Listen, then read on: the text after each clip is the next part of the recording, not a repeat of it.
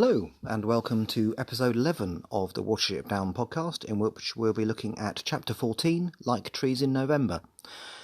First of all, a little bit of burrow keeping. I'm going to call it burrow keeping from now, not housekeeping. Correction of the week. Now, I did have to re-record one section last week because I completely mispronounced something, so one bit was actually re-recorded, so I picked up on a mistake and didn't keep it in. But there was a brief sound drop while I was discussing the opening quote of the chapter last week. I'm not sure why this happened. I'll keep an eye on that because it's a little bit worrying. The full phrase about the quote from the Lotus Eaters that was interrupted was about a fruit, quote, "you never want to stop eating. This is quite appropriate," end quote. That was the quote, that was what I was saying at the time, but part of that dropped out. Anyway, on with the episode.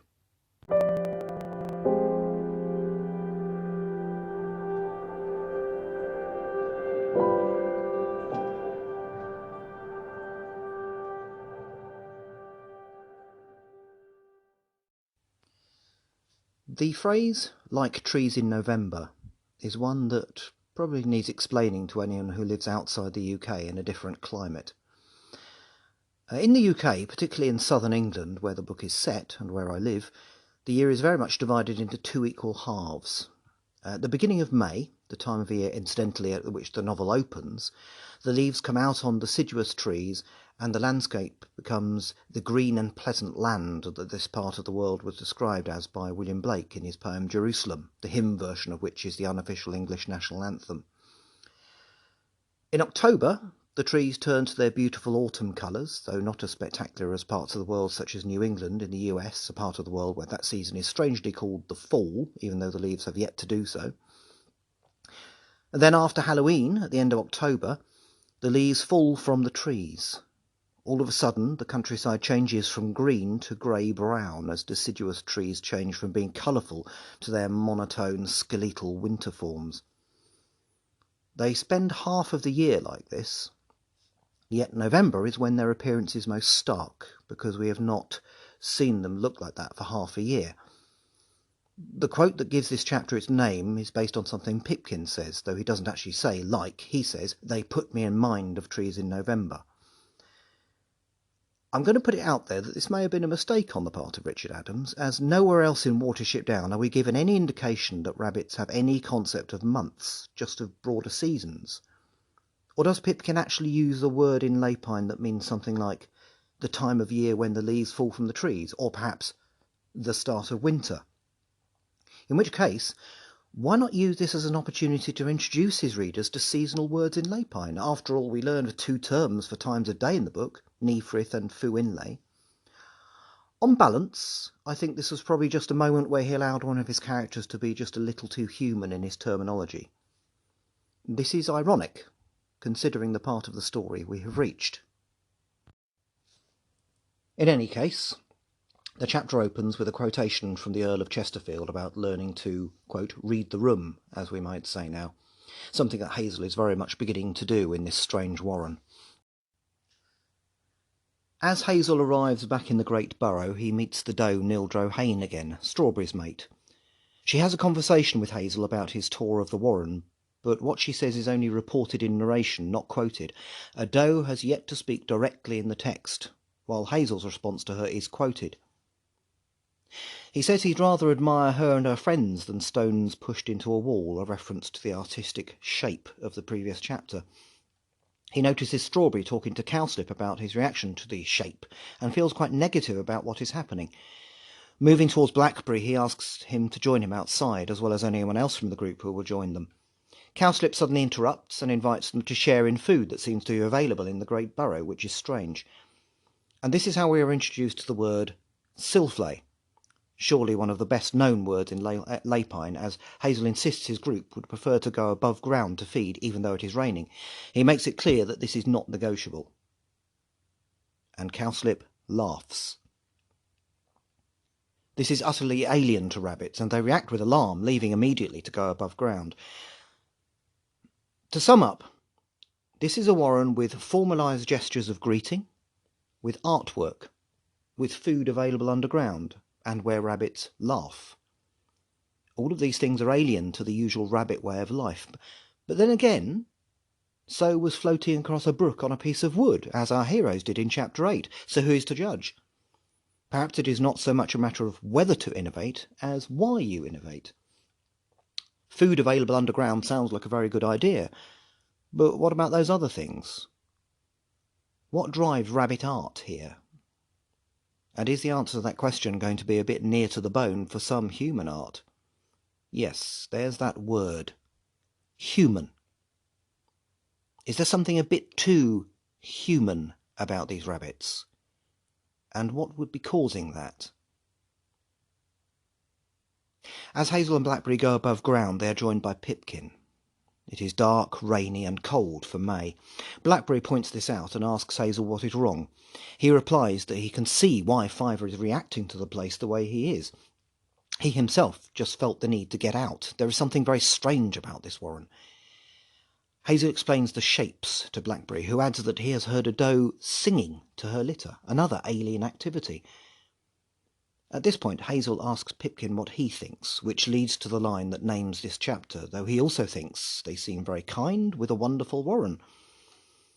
This conversation gives us a first glimpse into Pipkin as a character with some depth beyond that scared little rabbit clinging to Hazel he has been mostly so far, though he still says it must be okay here because Hazel led them there. Hazel responds that he is right about how sad they all seem, as if they have something on their minds. Blackberry brings up the fact that they nowhere near fill the warren. Perhaps there has been some trouble there that has made them so sad, but Hazel points out that there is no way of knowing because they won't discuss such things. Pipkin responds to Hazel, saying they will have to find a way of getting on with these rabbits by saying that although they are so big, he doesn't think they are fighters at all. The three of them go below ground and find an empty burrow to sleep in. They are exhausted. As Hazel wakes the following morning, we are told of the smells from outside that tell him what time of day it is. But there is another smell as well. A smell of burning. A smell of a cigarette, or white stick, as the rabbits call them. A man has been walking about outside the warren. He falls into a confused dream, partly involving Nildro Hayne, who Hazel seems a bit preoccupied with. As he wakes, Pipkin utters a phrase in his sleep that gives us a little more lapine. I've included that in the glossary. As he is going back to sleep, he is interrupted by the sound of a rabbit stamping underground, which is also alien to them, and singing the word Flayrah, meaning good quality food. Basically anything better than grass. It is Strawberry, who tells Hazel that the man has been, and now there is good food outside that they need to get before other animals get to it. Despite himself, Hazel realises he likes Strawberry. Hazel instinctively hesitates before going above ground, and the scene he sees is beautifully described by Adams in a classic passage of his style. Cowslip tells Hazel that it is safe to go out straight outside. Rabbits are running down the field, and Hazel meets Bigwig and Silver. Bigwig tells him that there is Flayrah available. Hazel still doesn't understand until one of the warren rabbits explains that the man leaves it out in the field. Hazel is intoxicated by this wonderful luxury. He no longer cares about her ill. He meets Hawkbit, who apologises for doubting Hazel on their way here. Cowslip explains how the Flayrah can vary, but is always plentiful. Hazel comments that with food so freely available, the warren should be full of rabbits. Cowslip interrupts by suggesting that Hazel should carry some food back to the Great Burrow. This is another strange activity for a rabbit. Hazel meets Pipkin, who says he hasn't seen Flayrah in a while. As Hazel returns to the Flayrah with Cowslip, he asks if he knows where he is. His question is ignored. Instead, Cowslip diverts the conversation and runs ahead. Hazel sees Flayrah sitting under a yew tree. He asks if he is going to help with the food. Flayrah says he won't have anything to do with it. He says they are acting like dogs with sticks. This makes Hazel angry, but Flayrah says it's him who should be angry with Hazel, as Hazel should know to listen to him. Hazel says even Flayrah can be wrong about something. He argues for innovation and doing things differently, carrying food back to the warren being an example of this. Indeed, it is innovation that will give this group who left Sandalford their main advantage throughout the story, so he has a point. but Flayrah asks him why the man puts out food for the rabbits. Hazel says he is just throwing it away. In the end, Flayrah has to come back to his just knowing that there is something wrong with this warren. He can't quite grasp what it is, but he is close. It turns out that Flayrah has been outside all night, rather than even enter the warren, despite the rain, with just a yew tree for shelter. The day passes and grows hotter, but Flayrah doesn't move. When evening arrives, Hazel goes exploring the area with Bigwig. There is no trace of a Lil anywhere. However, they come across a rabbit hole where there are signs of commotion. Leaves have been thrown up in the air, and at the centre of this is a patch of bare earth that has been scratched that way. There is also a small hole in the ground as well, close by, but no smell of anything other than rabbit and human. They can't work out what it means, and joke that these rabbits probably dance in the moonlight. They discuss Cowslip's unwillingness to answer any question, in particular on where anyone is. Is it just a contrived mystery in order to have some equality with the newcomers? In any case, Bigwig points out that it is going to rain and suggests going underground to try to get some more information from their hosts. Finding Flayrah still under the yew tree, Bigwig bullies him into coming below ground. The Great Burrow is crowded, with plenty of food. There is a good atmosphere, and Hazel notices the warren rabbits are treating him as the leader of his group. Cowslip approaches Hazel and says that it has been suggested that one of his group might like to tell a story.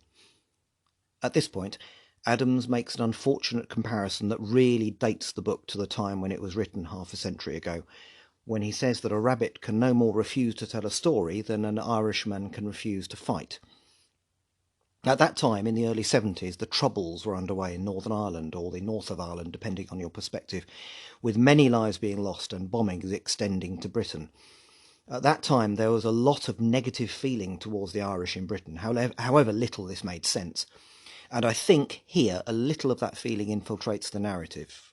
I'm happy to argue that one. It was a time when, as a child, I clearly remember that telling Irish jokes, in which the Irish are portrayed as stupid, was considered completely acceptable, certainly in the school playground. It's a reminder that no work of fiction is written in a vacuum, and will always be a product of its time. The general beauty of Watership Down should surely not blind us to that fact. To return to the narrative, Blackberry suggested that Hazel tell of their journey before they arrive at this warren. This does not seem to be received very well, judging by the silence, so he suggests that Dandelion tell a story of El-ahrairah. Remembering the shape of El-ahrairah in the pit, Hazel suggests the story of the king's lettuce. Cowslip says they will enjoy that. So Dandelion begins.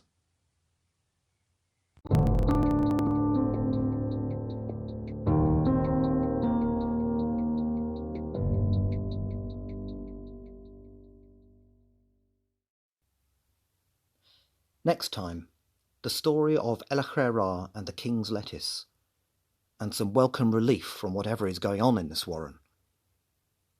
How will their hosts respond to the story? And how will Flayrah react to that?